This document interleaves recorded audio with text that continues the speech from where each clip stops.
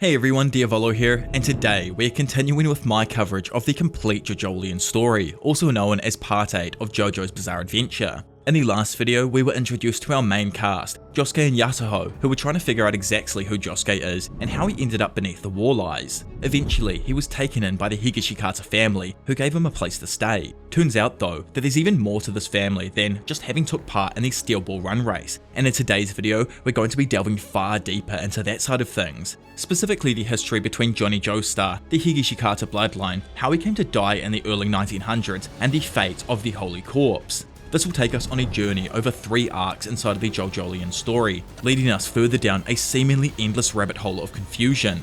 So of course, if you do end up enjoying the video, then make sure to leave a like and subscribe, but for now, sit back and relax as we go over the next section of Jojolion. The day after searching Norisuke's library, Josuke slides out from underneath his mattress, gets dressed, and goes to prepare himself in the bathroom. Seeing Josuke convene with Dia, Norisuke hides by a nearby wall and watches him casually deny her advances. Feeling like something's changed, Dude stands there, just confused.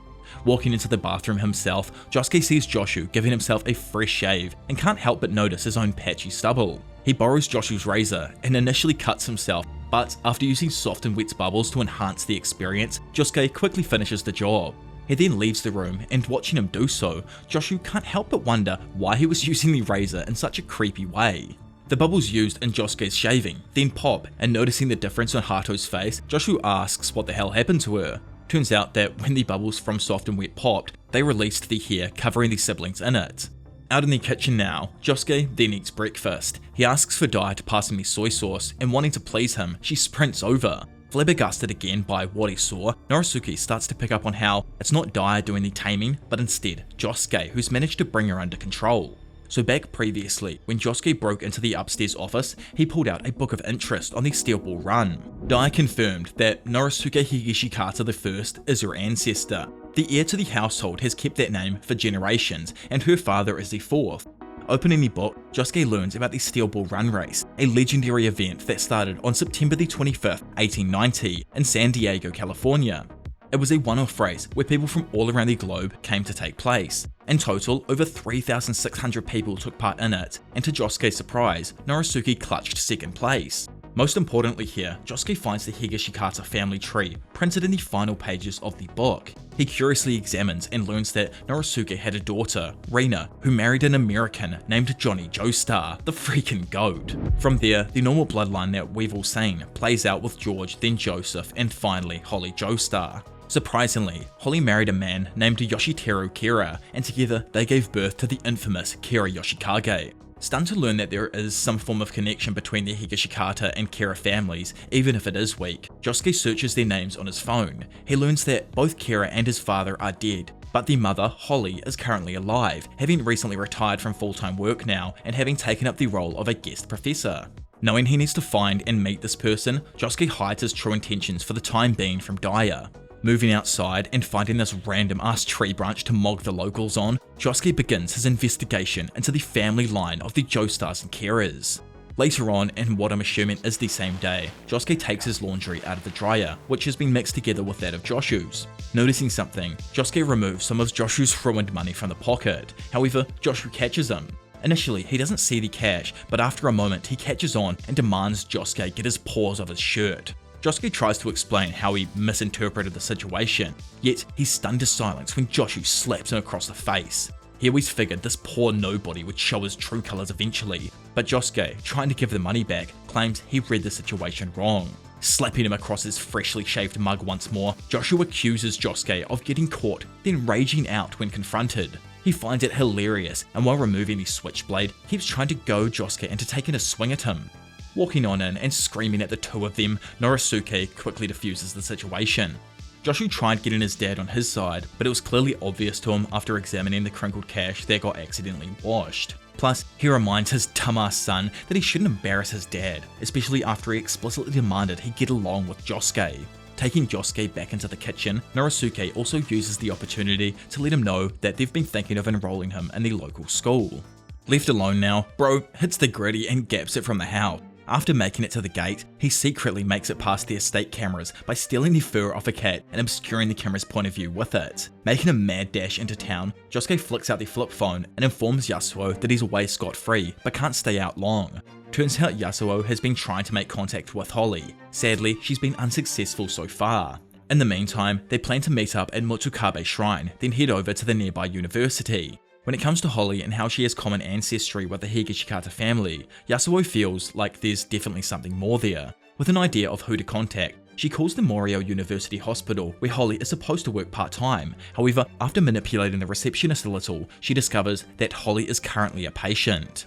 Elsewhere in town, Josuke uses his voice guidance system to navigate in the alleys and streets on his journey to the shrine. Randomly, after turning onto Kosaka Street, the GPS starts acting strange by instructing him to make a U-turn without any apparent reason. Turning back, he walks towards the alley where it tells him to turn right, head straight, and make another right in 30 meters. Baffled with all these right turns leading him back to the direction of the Higashikata house, Josuke knows the GPS must be cooked and can clearly see the next street to take is left. Rounding the corner, he however comes to a halt after seeing that the road was closed due to something ripping up the ground. Convinced now that the GPS wasn't cooked, he listens as it tells him to continue right straight ahead for 50 meters. While he does this, his phone rings, and Yasuho informs him what she learned about Kira's mother and her condition in the hospital. Even if they can't meet her, she says they'll figure out more if they head to the hospital as well. Coming to a large intersection now, Josuke's GPS starts acting up, trying to get him to once again take the next right. Refusing to listen to this malfunctioning crap, Josuke pulls out a pad and sketches the remainder of his path. Hearing the GPS not shutting it, he goes to turn it off when randomly, the steezy-ass mofo pulls up on what looks like a MotoGP bike. Suddenly, the man revs up, catching Josuke's attention, who turns around only to be straight up sideswiped into the nearby telephone pole, the force of which causes the sign at the top of it to fall off. Catching sight of the steel edge poking out of the sign, Josuke activates soft and wet to block and deflect the sign away from him. Regaining his composure now, Josuke knows the shrine is down the stairs and across the railroad, so instead of using the GPS the rest of the way, he uses his drawn map. He makes his way to the next intersection where again, he's confronted by the man on the bike. If you notice as well, the wheel actually has a similar kind of design to that of California Kingbed, so I'm assuming it's probably someone in the family or related to them, or at least that's kind of what I've initially suspected here. Still on the call with Yasuho, love how dude's just not hung up the entire time, but he lets you know that he thinks someone is following him at the moment. They're going away from him now, still, he can tell something ain't right. Randomly, the air pressure from the bike speeding off flicks up a floating leaf into Josuke's face, the force of which causes him to fall backwards, slipping over another leaf in the process. Dangling there in midair for a moment, Josuke can do nothing as he falls back and impales his head on the handrail. Damn dude, that's one series of unfortunate events, but you know, moving on. Dazed from the damage, Bro remembers that he has no idea who he is, and in order to find out, he needs to find the woman by the name of Johnny Joestar Kira.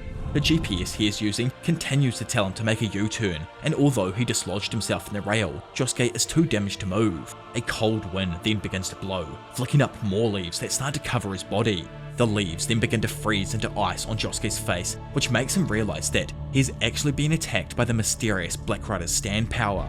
The wind begins to blow again, and Josuke is forced into grabbing the rail to stop himself from flying off. He manages to rip the part of the handrail from the back of his head and then summons Soft and Wet to use its power to plug the injury. Once getting down the stairway, he gets back on the call with Yasuho, explaining that there is a change of plans. He's only 378 meters away from the shrine, but it doesn't look like he'll make it there anytime soon, so she should go on ahead by herself. It'd be dangerous if they met at the moment, and he needs to do something about the guy tailing him.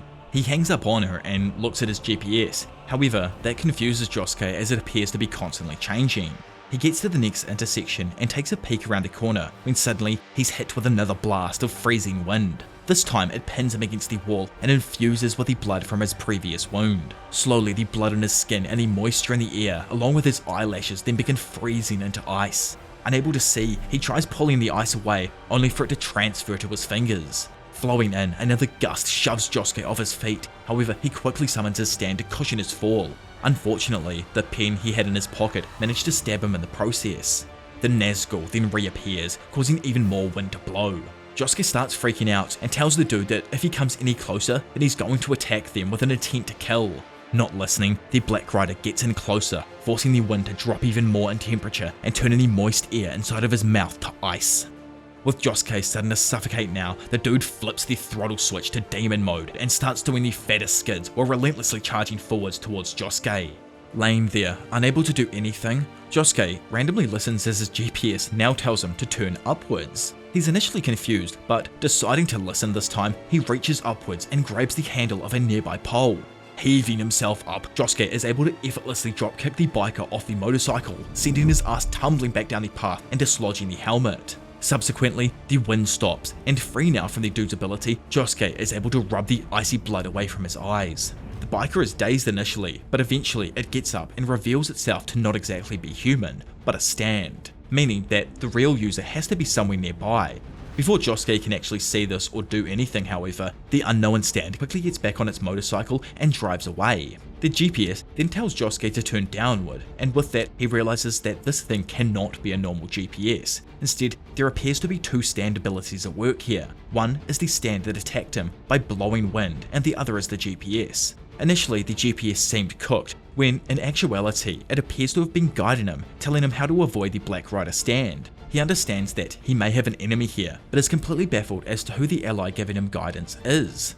Elsewhere, and with a concerning itch, Yasuho makes her way into the hospital to find some medicine as well as Holly. While walking to the pharmacy, an extremely stylish lady can be seen sitting behind her. Turns out that this is no one other than Holly Kira, and she, like Josuke, was calculating the distance between her and the birds outside the window. Inside of Holly's room, she spots Yasuho coming down the hallway, removes her glasses, and acts as if she's looking for something on the floor. When Yasuho walks in, it becomes apparent that she's actually interested in Yasuho's shadow. Jumping back surprised at this random person at her feet, Yasuho glances up, reading the sign on the door, and realizes that this person must be Holly Kira. Before Yasuho can ask her for her identity, Holly immediately claims that she looks similar to someone she had seen before. Like Josuke, she reaches under her mattress and pulls out what appears to be a Jojolion mag. This is completely wild, but Holly claims Yasuho is one of the girls featured inside of the volume. Immediately refuting her, Yasuho begins arguing with Holly, claiming that she is not the woman in the magazine, but Holly pays her no attention. Putting that aside for now, Yasuho introduces herself and how she specifically came here to meet with Holly. She asks if her son's name is Kira Yoshikage, but gets no reply. Yasuho tries pulling up an image on her phone, but the nurse enters the room and interrupts everything. She tries telling the nurse that she needs to ask Holly a few questions, but is forcibly removed from the hospital by security due to not being a relative or even knowing why Holly was hospitalized.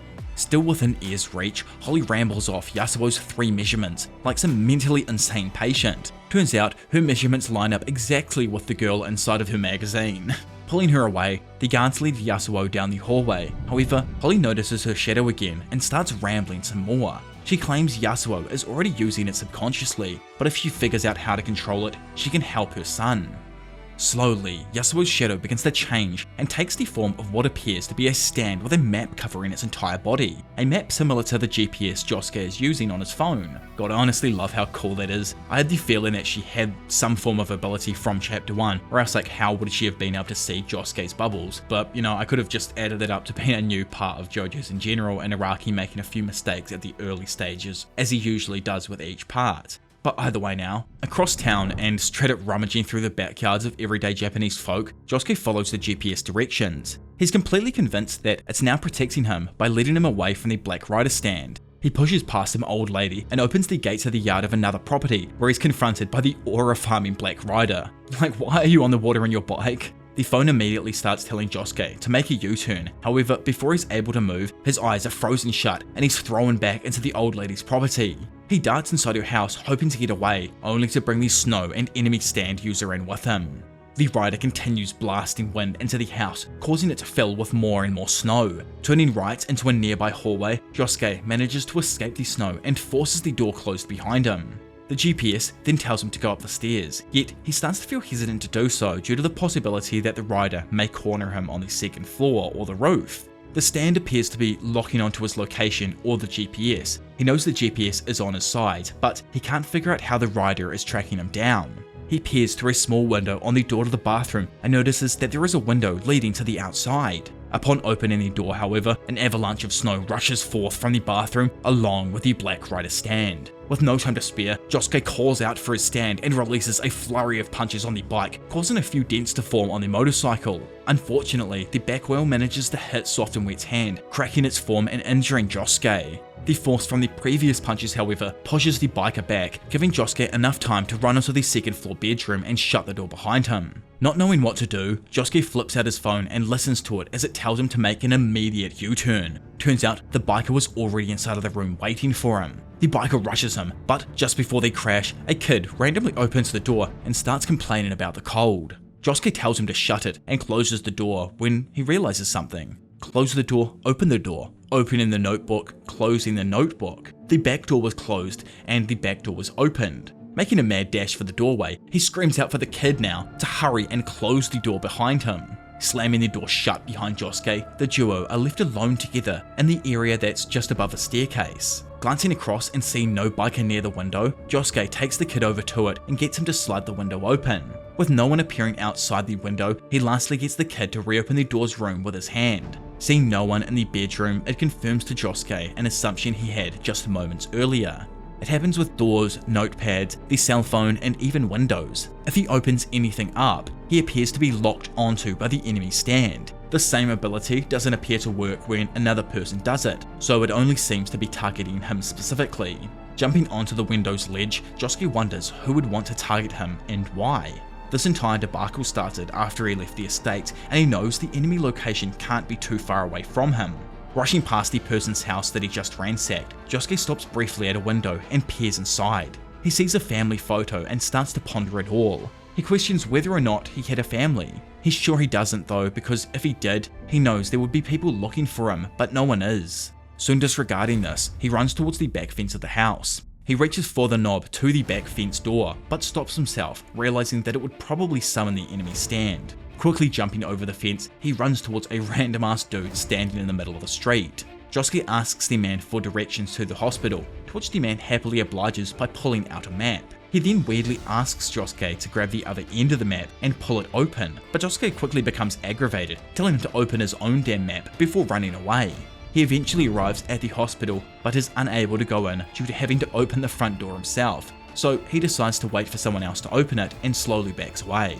However, and only in a way that Araki could have predicted here, he accidentally bumps into a taxi nearby, causing the door to swing open and born this way to come driving out. Immediately, Josuke summons Soft and Wet and pushes against the stand in an attempt to keep himself from getting run over. While doing so, the enemy stand power kicks in again, and Josuke is forced to endure the blinding hurricane winds as he is driven back by the motorcycle. Slowly but surely getting pushed further and further back, Josuke realizes that it's attempting to crash him into a nearby wall. Levering his hand off the bike's front, Josuke tries to send out a bubble, but it quickly shatters against the ice on the tip of his finger. Following up though, Soft and Wet jumps above him and the enemy stand user and launches a barrage of strikes. The punches connect with the stand's helmet and shatter it, allowing a brief moment of respite. Quickly though, the stand regains control and continues to drive him towards the wall. Getting closer with each second, Josuke knows he needs to find out where the stand user's body is. He can't currently use soap bubbles since they freeze the moment he sends them out. The only thing currently working for him is that the stand's true form has been exposed. As Born This Way continues the attack, Josuke realizes that with their continued trajectory, the stand will eventually collide into a metal pole. Jumping in, Soft and Wet tries to use a bubble on the bike itself. However, the rider hits the brakes before he can make contact, sending Josuke sliding forward. Immediately stepping back on the gas, the rider then slams his tire into Josuke's face and continues to push him towards the pole. Seeing no other option but to reach for his phone, Josuke flips open the GPS and asks for another route. As he does so, the phone calls the taxi driver, allowing Josuke to scream at him to close the car's door. Moments later, the door closes and the enemy stand vanishes. However, and due to the retained momentum, it looks as if Josuke is still going to collide with the pole.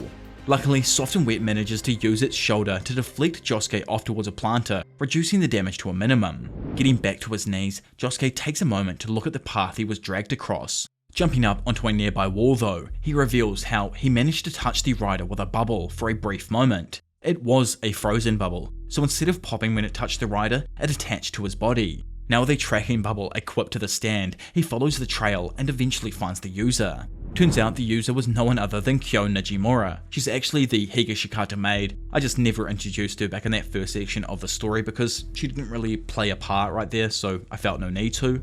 Realizing who she is though, Josuke goes to talk to her. However, she whips around and throws an ink pen that, as it connects with him, opens and summons her stand. Thinking quickly while the rider falls from above, Josuke summons Soft and Wet and pulverizes Nijimura with a plethora of punches directed at her dome. With her finished off now, he demands to know if it was Norisuke who sent her. However, she just screams out that if he goes near Johnny Joestar, she will kill him. Grabbing a hold of her in an attempt to determine her objective, Josuke surprisingly finds a star-shaped birthmark on her shoulder, one in the exact place as him. He tries to ask her for more info, but again, she rages out claiming she'll one-shot him if he goes near Holly. Actually over people repeating themselves at this point in the story, he reassures Kyo that if she's really upset, he will not go to the hospital.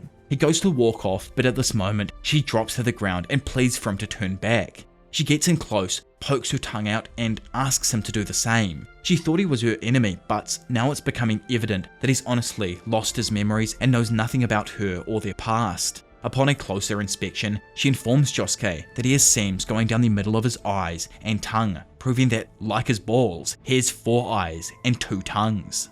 Outside of the hospital, Yasuho feigns a pain on her foot to get the security guards off her. She sees what she believes to be Josuke in the distance and calls out to him. However, the bite mark throbs, causing her to drop to the floor. By the time she looks back up to see where he is, he's vanished. Obviously this was like just during the fight that he was having, so as he opened the door of the taxi there, he got whipped away. Looking quite ill, a nearby medical assistant helps Yasuho onto a stretcher without asking and forcibly rushes her into the hospital. Yasuho tries telling the assistant that she isn't actually in pain, but the woman shuts her up by placing a cloth in her mouth and telling her to be quiet while they move her into intensive care. Eventually, the assistant finds a room and puts Yasuho inside. After getting up, she notices that she's been placed near Holly, and not being locked in her room, she decides to walk over to hers. Yasuho, standing outside, manages to listen in on a conversation between Holly and her doctor. Turns out Holly is in hospital because the doctors detected that parts of Holly's brain and vital organs had been removed, despite her denying having had any surgery. Because of this, she appears somewhat erratic on occasion and has started treating people as objects. Meanwhile, Kyo and Josuke are still conversing in the alley. Since she must know who he really is, Josuke asks her to finally reveal his identity. Kyo claims that the Higashikata family has a secret, and she went undercover as their maid to find out what it was. Apparently Holly and Kyo are the only living members of the Kira lineage. Cutting in on this explanation, Josuke tells her that he asked for his identity, not freaking hers. Again, he reminds her that what he wants is to answer who he is. Reminding him that the Higashikata secrets are important, she tells him that their current location is not suitable to give him an answer.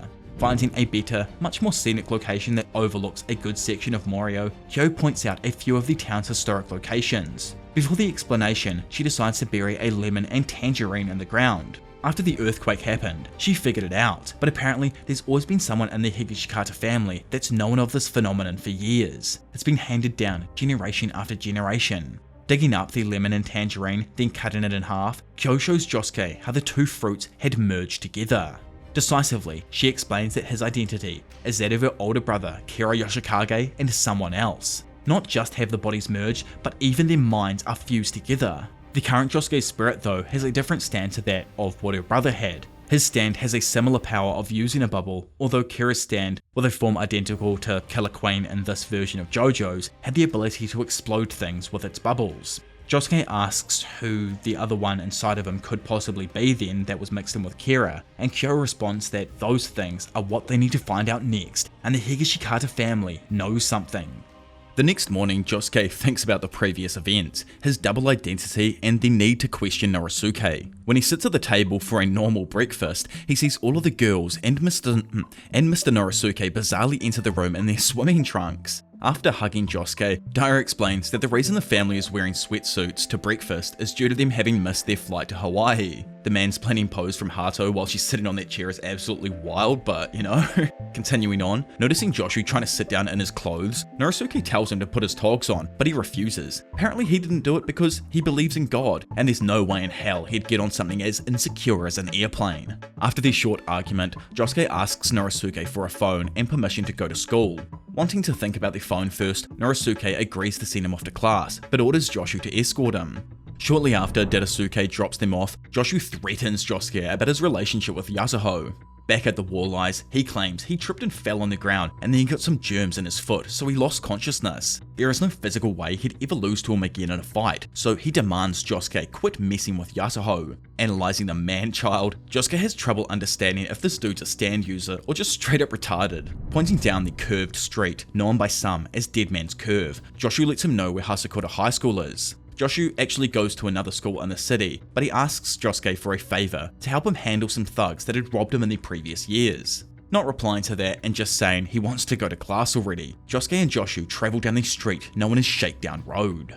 On the way, they see a variety of people, an old man with his dog, a young woman and her child, and a group of 3 massive men. Picking out the group of 3, Josuke asks if it's them, however Joshu was unable to confirm that it was. Cutting in, the young woman apologizes for interrupting them, it's just she believes Joshu has stood on something. Actually confused why this random woman was talking to them, Joshu was told by her that he stood on and broke her child's toy. Looking down at his boot, he finds the remains of her broken toy, confirming he really did stand on it. Insistent he didn't though, all of the surrounding bystanders start closing in, seeing that something's wrong. Joshu attempts to apologize to the lady, promising that he really didn't intend to step on it, but he must have. Insulted with his pathetic upbringing, the woman calls him out for only apologizing because he got caught. Pulling out a cheeky rack though, Joshu pays the woman for the broken toy. Annoyed that he got extorted for something he totally didn't do, Joshu tells Josuke that this time it was different. Last time it was 3 older men who tried robbing him. Pulling out his phone, Joshu now tells him to walk down the road and he'll record everything that happens. If anyone else tries to extort them, they will have proof and be able to extort them back for money themselves. Suddenly, an old man nearby asks Josuke why he has blood in his elbow. He inspects it and knows for sure it isn't his blood, something that calms the old fella's nerves. What doesn't though is that the blood came from something inside of his fish tank. He'll need compensation for what he's done, so asks they don't do anything silly like run off. Turns out the specific fish Josuke decapitated with a glass shard was a turtle, one from Ecuador with a hefty price tag of 330,000 yen. Initially, Josuke stands there stunned, but after the old man tries running his mouth, he clearly states that he wasn't the person who broke the fish tank. In fact, they captured everything with a phone camera, so if they just check the footage, they'll know for sure he had nothing to do with it. Pulling out his cell and checking the footage, Joshu is blown away by the fact that Josuke had somehow instantly gone from his location, broke the fish tank, and returned to his original spot without ever realizing he moved. Inspecting it further, he notices that the ginkgo tree leaves under Joshu's feet seem to be acting strange. In an instant, he's sure of it. The tree leaves moved him back and forth without the two ever realizing.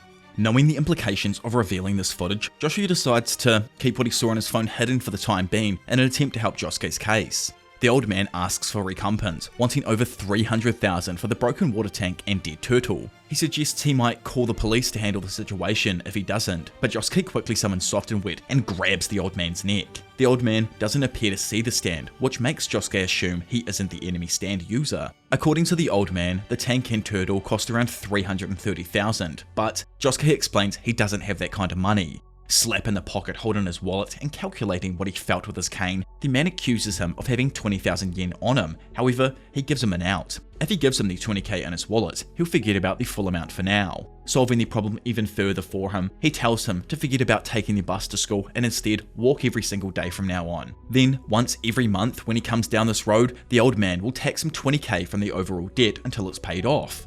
Baffled with what the hell just happened, the two walk off and discuss what just went wrong. He knows there is some sort of other side to this road, and if they can find the cause, he's sure they can earn some cash themselves. Getting an idea, Josuke asks Joshu for his cell phone since he wants to take a video. Walking up behind the duo though, the 3 gangsters from earlier confront them and accuse them of prowling the streets. The boys initially pay them no attention, however, after one of them calls out as Japanese, Joshu rages out telling them that they don't speak human piece of trashies. Speaking between themselves now about how Josuke was taking a photo, one of them calls him perfect. The larger man signals him out and accuses Josuke of breaking his cell phone. He demanded they look at the puddle where his phone had now randomly appeared and asked him how he was going to fix it. Joshu gets nervous, telling Josuke that it looks like they're talking about him. More concerned though with what he just recorded, Josuke hits play to see what actually happened. Stunned, he notices that he somehow flew backwards and elbowed one of the gangster's arms, causing him to drop his phone into a puddle. He shows Joshu exactly what happened and asked him if he saw him move backwards. Joshu says that maybe he did. It definitely looks that way on the footage. The three men bring up how simple the situation actually is. He recorded it and was also the one who broke the phone. This is Shakedown Road after all. Moving forward now, the big one points to a pot plant, asking Josuke to pick it up and look at the bottom. Once again, the gangsters explain that on Shakedown Road, money is extorted as an unspoken rule, and now the boys are getting extorted. Walking over to it, Josuke takes a peek and sees a small package underneath of it. The big guy points to the chick with massive tits at the end of the road and asks him to take the package to her. Wary of the random black guys in suits acting suspicious near her though, he asks what's inside the package, but they just demand he pick it up and walk. Josuke, wanting to know what it is himself, casually picks it up and shakes the object. Looking at Joshu, he then asks if they are companions or not, to which he replies that they are family. Activating soft and wet, Josuke uses bubbles to try and figure out what's inside of the package, but to no avail. The gangsters insist that the package be delivered when the girl with a fat rack shows them her tattoo. All they gotta do is nod, then hand it over. They double check the boys understand what they are going to do by getting them to repeat back what they were told, and Joshu does. Confused about the two randoms in suits, Joshu asks who they happen to be, but the gangsters pretend to have no clue. Joshu calls him out on it, like the old man literally said they were cops a few moments ago. Asking if Joshu has been getting followed today, he reassures him that if he hasn't, then they have no problems, there ain't a cop in sight. Having a feeling of what's really inside of the package, Joshu assumes the gangsters are making them carry something dangerous and trying to make themselves completely unrelated to the exchange. He's sure that they were also using the leaves to help them achieve this. Getting pissed that these uneducated bozos got them caught between a rock and a hard place, Joshu wonders if it's possible for him to manipulate the Ginkgo tree leaves as well. Over with Josuke, bro is sure something is moving on the street that can't be seen with the naked eye. Something here causing him to slip. Everyone else on the road knows what it is, and they pretend as if it's a sort of rule. What he doesn't get though is where the stand user could be. He wonders if there isn't even one, but quickly disregards it since he knows that's physically impossible. Making eye contact with the woman now, the boys come to a halt and watch as she slowly reveals the tattoo on her thigh. Figuring that it's time they nod, Josuke does so, and following which the woman starts to gather some leaves. Also behind the guys, the gangsters do the same and start piling up a few leaves. Without any other choice, Josuke and Joshu approach the big-chested woman, getting ready to hand the parcel over. Seeing this and getting ready to intervene, the two dudes in suits start closing in. Suddenly though, the same phenomenon occurs again and Josuke shoots backwards, hitting one of the cops in the side of the face. Instantly, he then moves back to his original location, unaware that he just one-shot one of the bots behind him. The other man in black attempts to call out Josuke for what he did, but before a word leaves his mouth, the same thing happens and Josuke crushes his windpipe with an elbow. As Josuke returns back to his original location, Joshu watches the purse get exchanged with something the gangsters had placed on the other side. Jumping on Josuke, the two policemen who had managed to recover from his blows pin him to the ground and arrest him for the sale of narcotics and the obstruction of justice. Watching the lady walk off, Joshu himself can tell that the bag she has is now different. Instead of black, it's being replaced with a white one. All along, they were actually planning to use the leaves to perform a transaction between themselves. They gave a mysterious substance to that woman at the exact time she sent the money, and because the police suspected Josuke, they set it up so he'd be arrested in their place. While pinned down himself, Josuke examines the leaves and notices tiny little stands hiding beneath them. At the same time, the gangsters walk off, happy to be getting a fat rack. However, the moment they look inside the wallet, they see that it's completely empty. Sprinting across the road at the same time, Josuke watches Joshu running from something. Looking around themselves, the gangsters see the woman casually walking and Joshu sprinting. Turns out dude actually managed to use the leaves to his own advantage and stole the cash while the men were walking off. How he did it was, in the moments leading up to the woman placing the purse on the floor, he covered his leg in leaves, becoming a sort of middleman when the purses passed through. The moment the black purse reached his grasp, he stole the cash before sending it along to the gangsters. Glancing at his own hand as he sprints off, Joshu sees a few screws which he just chucks to the side, paying them no attention. Back behind him, pinning down Josuke, the cops call for more backup to chase after the suspect fleeing. Peeved with how they've been taken advantage of, the gangsters boast that they should not be underestimated when it comes to manipulating the leaves. Launching off from where they stood, their three men catch up and somersault around Joshu before slamming him into the ground. Immediately, Joshu tries to flee using more of the leaves, but the guy in yellow tackles him, stopping him from fleeing any further. Pummeling him in the stomach, the group drags him around the corner and starts explaining their devious plan. They're gonna slice him up as a little greeting for taking the cash. If he even thinks about talking to the cops, they will definitely come after him. Unable to move, let alone do anything, Joshu watches them take his stolen cash out of his pocket. The large purple guy then keeps watch, making sure the cops don't show up while his cronies get ready to give Joshu a mark to remember them by. Moving the knife in, surprisingly, the moment the big man cuts him with the knife, a screw and bolt appears on his hand. Confused by what it is, he takes a few moments to inspect it. He grabs the bolt and starts to unwind it. As soon as he finishes doing so, the guy's hand simply drops to the floor as if the bolt held his limb together. Emerging from Joshu's shadow and leaning over him as the gangsters start to freak out, Joshu wonders if he did that. Grabbing his ugly mug, the yellow coat gangster slams him against the ground while asking what he did to him. All of a sudden, 3 more screws appear on the man's hand, and seeing this, Joshu spins the bolt, causing the other hand to fall apart. Realizing it was actually him who did it, Joshu uses this opportunity to escape the area. After he is far enough away from the gangsters, the stand effect wears off, obviously allowing their hands to return back to normal. However, this time they've been switched around. He initially doesn't even realize this since he's so stoked to just have his hands back. After his boys point out that he should probably take a closer look though, Dude finally catches on. Over with Joshu, Dude makes it to a nearby playground as police close in on his previous location. He also snagged a few $100K off those gangsters just before he fled, completely changing his initial opinion of Shakedown Road. Pulling out the envelope and checking, however, Joshu discovers that the money he had stolen was nothing more than leaves, something that confuses him since he was certain he grabbed the money from the purse. Meanwhile, the cops take the package off Josuke and open it up, only to discover it contained nothing more than candy. They quickly grab a hold of him to check where the drugs went and instead discover a fat stack of cash hidden inside of his clothes. Speaking up, Josuke lets them know that if they were after an illegal transaction, they should follow the chick with massive melons. This is Shakedown Road, and this cash doesn't belong to, well, anyone.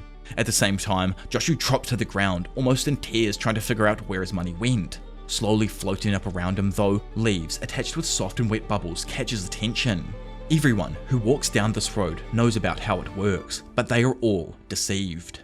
Earlier on, Josuke actually sent some leaves into Joshu's clothes with his soap bubbles and moved the money back into the envelope. Then, when Joshu started to flee, he replaced the cash with Grinko leaves and brought the money back from the envelope to himself. Bringing up how he really needs to pay back this pet shop owner for his previous mistake, Josuke leaves the cops. Just before he does though, he gloats for a little and tells them that he won completely.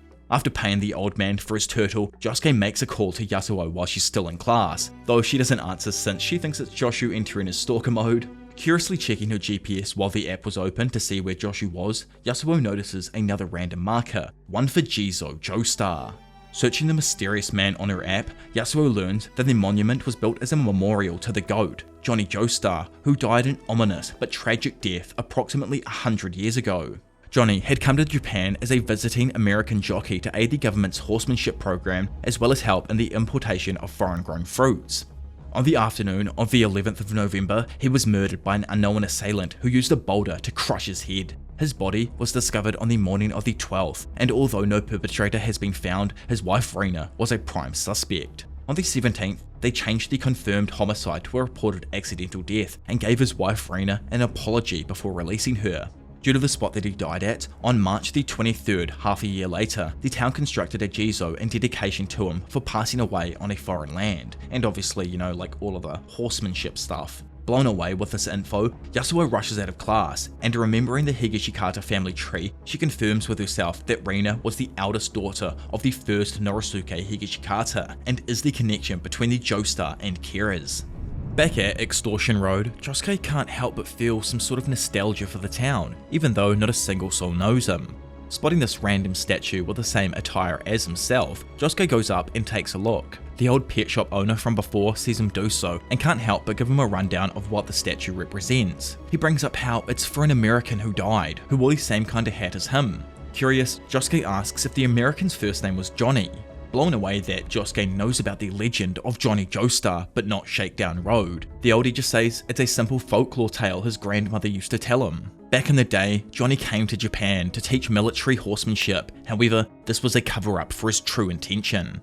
Remember Rena, the Japanese woman he crossed the Atlantic with? Well, they were very much in love and lived happily on a farm. Weirdly, and after several years, Rena was struck with an incurable disease, one Johnny travelled the entire world in order to treat. The side effects of the disease were sort of misplaced memories that she'd regain, then lose forever. Eventually, it became so life-threatening that Rena's skin began to fold like origami, becoming stiff and rigid. Eventually, Johnny decided to bring his wife back to Japan as he felt it was best that she spend her last days in the land that she was born in. This wasn't the end for him trying to save her though. He agonized over it for a nauseating amount of time before he decided to do the unthinkable. Those who watched my SBR video can probably see where this is going, but man went back to New York to obtain the Saint Corpse parts, which he believed would remove Rena's disease. However, the corpse had been sealed by itself, the guardian deity of North America, and was supposed to stay hidden underground. I can't remember the exact amount of years it was meant to be hidden, but it was like 200 or something, or 150. Someone can let me know down in the comment section below. Breaking the promise he made years earlier, and for the sake of the one he loved, Johnny Joestar unearthed the corpse. Back in 1901, the existence of the Holy Corpse was only known to a scant few. He needed to buy as much time as possible before the government would pick up on what he'd done. Using the special rights he'd been granted, Johnny managed to escape them in time and boarded a boat that took him back to Japan. The government didn't stop though and sent agents to pursue him, so Johnny hid the corpse in a cave at the base of the meditation pine on Morio's coast. Fetching Rena, he carried her from the carriage to the coast. The Holy Corpse never exactly healed diseases, as we all know. It's more that it has a power to bring about the phenomenon of removal. With light, however, there is always dark, and of course some risk was involved, necessary to balance out the universal positives and negatives. Equivalent exchange is what it's called after all. It was for that very reason it was sealed in the first place. Johnny pleaded with the corpse for one time to give the illness to someone he doesn't know in her place. Miraculously, the corpse is removed from Rena and she immediately starts speaking again, asking if their son George was all Johnny wished for in a boy. Noticing that George was silent from the carriage though, Johnny rushes back over to see that the exchange affected only his son, turning him into a complete vegetable. Dropping to the floor, Johnny screams out in disdain for his reckless actions. Making sure his wife couldn't see what he did next, he then got on his horse and began riding with his son on top of the briefcase that held the corpse. Activating Tusk's infinite spin, and with tears pouring from his eyes, Johnny shoots George in the head, forcing the curse out of him. Due to the rule though of equivalent exchange requiring something of equal value, Johnny takes the curse upon himself and is shot in the head by his own stance ability. After falling to the ground, Johnny gets straight up kill confirmed by God. Like, it's gotta be God who's doing this to the Joestar bloodline, who threw a fat boulder at his head, crushing it. In the moments just before he was hit though, Johnny touched the Ginkgo leaves, giving them the mysterious power they currently have. Having run after the duo, Rena eventually catches up with them and grabs George, who's alright now. Pulling up just seconds after, the American pursuers and locals start to notice what happened, and that's obviously where the story starts to get skewered. When it came to the corpse, according to the old man, so obviously now we're back on his kind of folklore story, the people from America recovered it and took it back to the vault. That same day, the Ginkgo tree disturbances started, and that is the legend of Joestar Jizo. With the old man's story finished, Josuke asks him about the illness and how it was related to the corpse. The old man points out that the story is a legend, a complete fantasy. Even if he tried looking in the library, different articles say different things about what happened. He then insists Josuke pay him 3,000 yen for the story the next time he's down this road. Slowly, Josuke catches on to how Rena was a Higashikata and Holly was her descendant. She also lost her memories, and then they'd randomly return sometimes. Questioning it all, he wonders if it was really just some fantasy, and on top of that, why is he being sheltered by the Higashikata family? Meanwhile, and straight up licking her elbow, Yasuho returns to the walleyes, specifically the spot where she found Josuke. She finds the location of the meditation pine, but struggles concealing herself from the view of the Higashikata mansion. This is because one of the two pines that could actually be the meditation pine, it used to be known as twin pines, was on the Higashikata property, or like a big branch of it. She pulls out a newspaper article dating back to November 1901, the date Johnny Joestar was murdered. On the same day, the article tells of a 1 or 2 year old soaked infant holding a necklace of gemstones found at the roots of the meditation pine. A local fisherman rescued the child, reporting that his arms and legs suffered from light frostbite due to possibly drifting along the coast before washing up by the pine. She questions what happened to the baby after the article was written, but upon searching couldn't find any information anywhere. One of the pines in the Higashikata yard is also on a tilt now due to the walleyes coming up, as I kind of mentioned before. Getting in closer to it, Yasuho sees a massive black hole at its base. Suddenly, a hand reaches out of the hole and drags Yasuho under, leaving only her sneaker behind as evidence that she was even there. Inside of the dark hollow, a random fellow starts licking and trying to impose himself on Yasuho. Coming to, Yasuho finds herself with only one sneaker and a cellar-like room directly below the meditation pine. She looks around the room and only finds Tsurugi, confusing her. She asks where they are, but the girl doesn't answer, instead asking if she'd like something to drink. Walking out of the room and seeing that she's still a distance from the main house through a small window, she wonders why the family would construct such a thing underground. Turning back, she examines the room, which is filled with a bunch of memorabilia dating back to 1937. She asks Tsurugi if she pulled her in here, to which she confirms that she saw her peeking into the room from the meditation pine. After the earthquake that happened in 2011, the ground lifted up and the vent broke apart, connecting to the root system of the meditation pine. According to Tsurugi, no one in the family knows about this hidden basement. Sitting down with a child, Yasuho then takes part in her game of paper fortune teller. The game is quickly shut short though as soon as Tsurugi gets far too personal with Yasuho and starts trying to sniff her hair. Snatching the paper out of the kid's hand, she opens it up and sees all of the final possibilities inside of the paper fortune teller. Spotting her missing shoe behind the kid, Yasuho grabs it, gets up, and asks where the exit door is. She then goes to grab her phone, but realizes that it's missing. Expecting the kid and realizing her phone was first on the list of paper fortune teller, Yasuho demands it back. Tsurugi starts to get cheeky, pretending she never had one to begin with, absolutely enraging Yasuho. She grabs the kid and roughs him up, trying to figure out where they hid the phone. However, the more they examine the child, she starts to realize something. Tsurugi isn't actually a girl. Surprised she didn't know, the young man explains the history of the eldest male inside of the Higashikata family.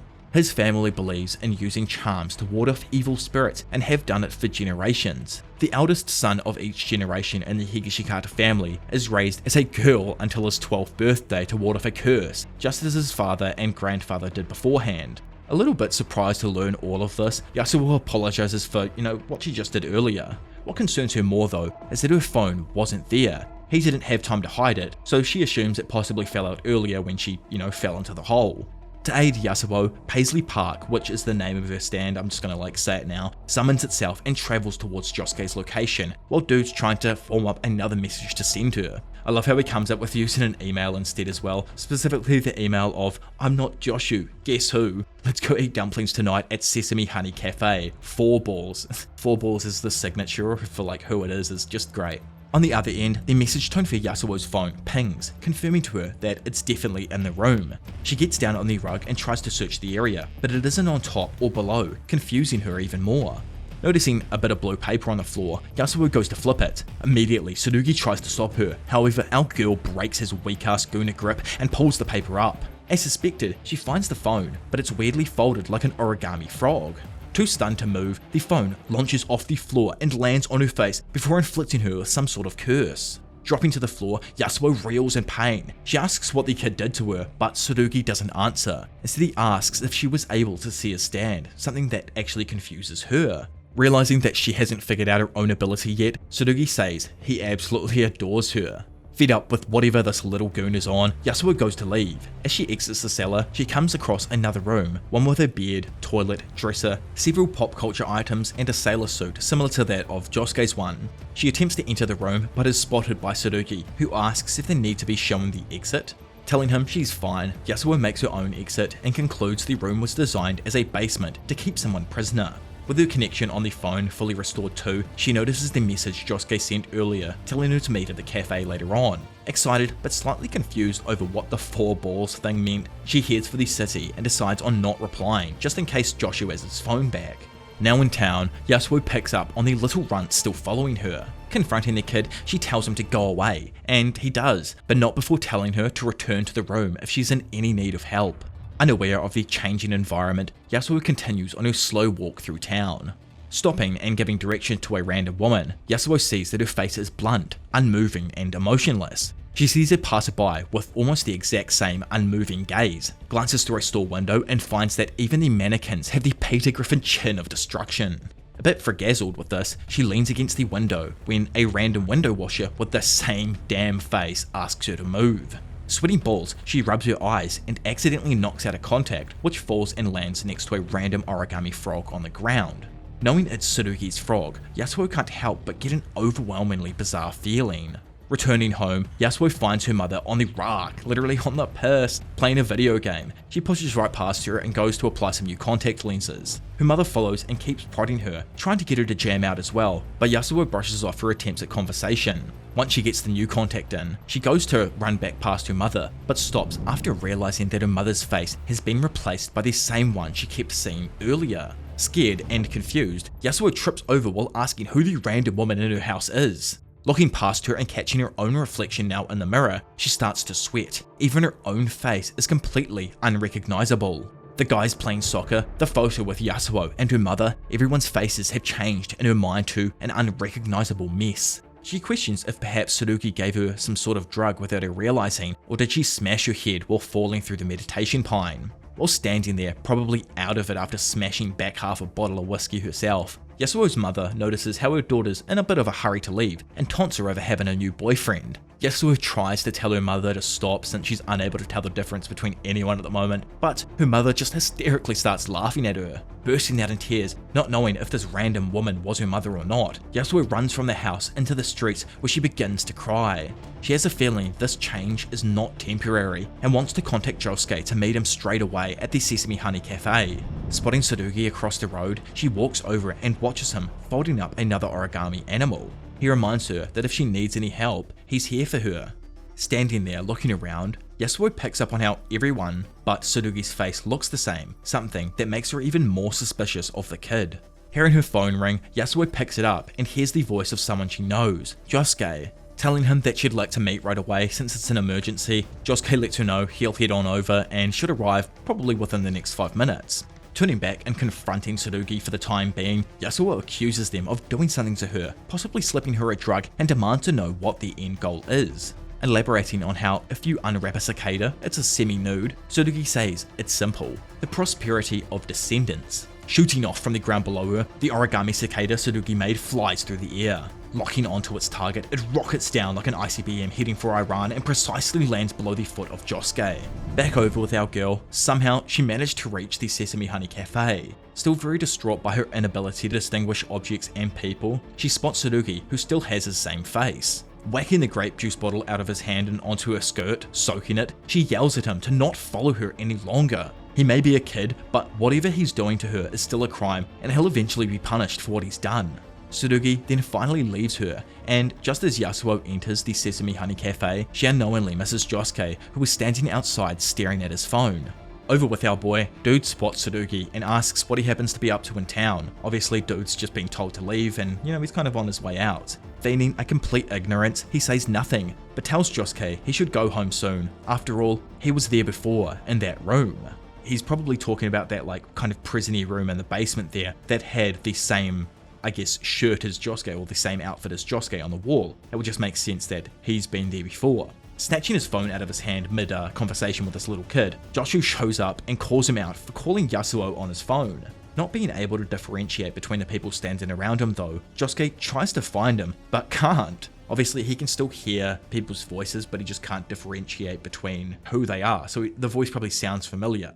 Getting pissed, Joshu grabs his collar and pulls him to the side, telling him he'll pay for what he did later on. Confused, Dude just asks who he is. Inside of the supposed Sesame Honey Cafe, Yasuho realizes that it's in fact a disc score, and that she can't even distinguish between words at this point. She panics and goes to rush outside, but absolutely corks herself on the glass door. Seeing her laying on the floor, a few staff members rush over to try and give her some aid. Screaming for them to not come any closer though, Yasuho then hears her phone ringing and quickly picks up the call. She asks where he is and for him to come to her since she isn't able to differentiate between the stores in town. Telling her to walk outside since he's already at the cafe. Yasuho does what she's told and eventually finds the man she thinks is Josuke. She immediately hugs him, pulling him in close. However, it turns out not to be Josuke, but Joshu, who'd got a hold of his phone just moments prior. Obviously, he's stoked with how the events have turned out and even mentions how he'd been looking for her. Grabbing her ass since she's, hugging him so hard, Joshu tries to get his freak on. Snatching his dirty ass wrist, she tells him to stop since it's wet, sopping wet from the moment he called her. Stunned with how badly she'd fallen for him in his eyes, Joshu listens to her tell him they need to find a more private place. Dragging her away, Joshu takes Yasuho to the bathroom, expecting to get lucky. He shuts the room, locks the door, and starts removing his clothes. After he removes his underwear and seeing what the dude is packing downstairs, Yasuho knows for sure that this is not Josuke, and he don't have the 2x2 balls, you know what I mean, and starts screaming for her freaking life. Joshu, now partially unclothed, tackles Yasuho into the stall and starts undressing her with his stand's power. Honestly, what an L to give him that stand. He can just take people apart. It's not a good one. Barely able to keep herself decent, Yasuho tells him to stop since she knows he isn't Josuke. Coming to a complete standstill, Joshu can't understand why she'd bring up Josuke's name at a time like this. Having grabbed the toilet lid while he was talking, Yasuho slams it over his head and sprints out into the street where she sees a police car. In another wild twist though, the car isn't a police car, but one owned by punks who kidnap her believing she's high on drugs. Wanting to impose themselves on her more, one of the punks tries to force a pill into her mouth. Luckily, her stand Paisley Park intervenes and grabs the driver's foot before snapping it. Unable to break the car now, it flies into a power pole, sending the kidnappers all over the place and allowing her to escape freely. Turns out the spot where she actually got to escape the car was pretty much back at her own house, and Susie, seeing her daughter, calls out to her apologizing for how she acted earlier. She's probably sobered up a little bit by now, but not knowing who that random woman is, Yasuho disregards her and spots the one person she does know, Tsurugi. Wanting to rest at this point, Yasuho finally surrenders and walks back to the basement with him. At the same time, Josuke realizes that he was never the target of this stand's ability. It was for Yasuho, and he believes somebody is using that ability on her because she tried to locate him. Trapped again in the secret room below the Higashikata estate, Yasuho just gives up on her escape. Tsurugi appears again, apologizing for the trouble he caused her beforehand, and even saying that, he's removed his ability. After small talk, he explains to her that he didn't drug her at all, it was actually a stand attack he used. Confused since she's only heard the term once in passing, Tsurugi elaborates on what stands are and how everyone inside of the Higashikata family has one. His ability is called Paper Moon King since it's made out of origami. Tsurugi guesses Yasuho already has an ability since she could see his one, and hands her phone back to her saying that she dropped it earlier on in town, specifically when she was in that debacle with the car and the kidnappers. Absolutely knackered from everything so far, Yasuho doesn't pay the info much attention, instead getting ready to have a nap. She tells Tsurugi to not worry about her and even put some of the blame on herself for what happened earlier. Just before the kid then exits the room, Yasuho asks why this place was built with such an elaborate hatch entrance. Dropping a little bit more of the Higashikata lore, he turns back and tells her how every eldest son in each generation always gets ill when they turn 10 years old, and this building was made for curing them. It is only ever the eldest son, it has never throughout the family's history ever affected any of the other siblings. From what he's heard though, the disease makes their skin rock-like before eventually killing them. Obviously, he's been stressing about it since he's around the age that all of that cursing starts to kick in. Luckily, the Higashikatas have managed to cure this illness by keeping themselves in this room, and now they're all living good healthy lives because of it. Yasuho asks why they don't go to a hospital to get checked out, to which he mentions how doctors are completely unable to cure it. Confused with all of the bizarre info she's fed, Yasuho assumes he's saying some weird stuff just because he's a kid. For some reason though, she can't shake the feeling that this all has something to do with Holly and her brain diagnosis. If you guys all remember a little bit further back in the story, Holly had like holes in her brain that had become hard, and she had intermittently stopped remembering who she was too. Too tired to tie all of it together just yet, Yasuho falls asleep on the floor of the Higashikata basement. A few moments later, and after everyone leaves, I don't know how this human was hidden the entire time, it's actually insanity, but emerging from behind the coat rack, a man wearing a freaking fire leaf-based getup makes his way over to Yasuho. Sniffing the area around her, he can tell it's not soft nor wet. With his stand power, he then attempts to suffocate her with a sheet of film and a jug of water. Turns out he's not actually trying to kill her here, but he's more or less doing it in an attempt to dry her stand so that he can examine it. Once Paisley Park manifests, he uses his stand to trap it in place and seems to be able to identify Yasuho's unique abilities, such as being a weaker long distance type stand that has a sort of map type ability. Managing to escape from this rando, Paisley gaps it through the ether and makes its way over to Josuke. Connecting into Josuke's shadow, Paisley helps him remember how, just before he was attacked by that random phenomenon, Tsurugi was in the area. Assuming that it couldn't be a coincidence, he sprints back to the Higashikata mansion, convinced there is something up with his family. Back underground, the mysterious man decides to introduce himself. He's been watching them for a while, learning all about them and was going to continue, but his name is Yotsuyu Yagiyama. He is a 28-year-old, works as an architect, and where he lives is a secret. He's very ambitious, but what he wants most is social prestige, and for that reason, he cannot let Josuke get his memories back, because he's going to die one more time. Yasuho, in one last-ditch attempt to free herself, manages to fold an origami bunch of bananas on the floor, which he successfully uses to trip Yagiyama over. The moment he crashes down onto the ground on top of a broken glass cup, Yagiyama vanishes into thin air. Since he's gone though, the film rips apart and Yasuho is able to breathe again. Hitting the burners trying to get out of this damn place, she gets up and sprints for the exit, not knowing who the hell that man was as she'd never ever seen him before. Bang! That there is where we end the second section of my Jojolion coverage. That was an absolute mind bender at some points throughout this arc, or like few arcs that I'd kind of compiled together. On multiple different occasions, I just had to sit there and process what the hell was even happening. The Born This Way bursting from the automatic door on the opening Japanese cab killed me. Peak moment in the series for sure, and I know for a fact there's going to be a bunch more. Yasuho's part got a little bit creepy for me at moments, but the whole idea of like losing people's faces or not knowing someone's identity is absolutely terrifying. Plus the onslaught of men trying to lay pipe is crazy, and I don't know what Araki's up to at this point in the series, but he's just going all in. Either way, if you guys are still around here, please do remember to like the video and subscribe if you are new around here, as it really helps in just pushing my content to a bunch of new amazing people. Plus, make sure to check out the Patreon if you want to get early access to all of these JoJo videos before I release them here on YouTube. But enough of me rambling on. For now, it's been your professional degenerate Diavolo, and I will see you all in a bit. Bye.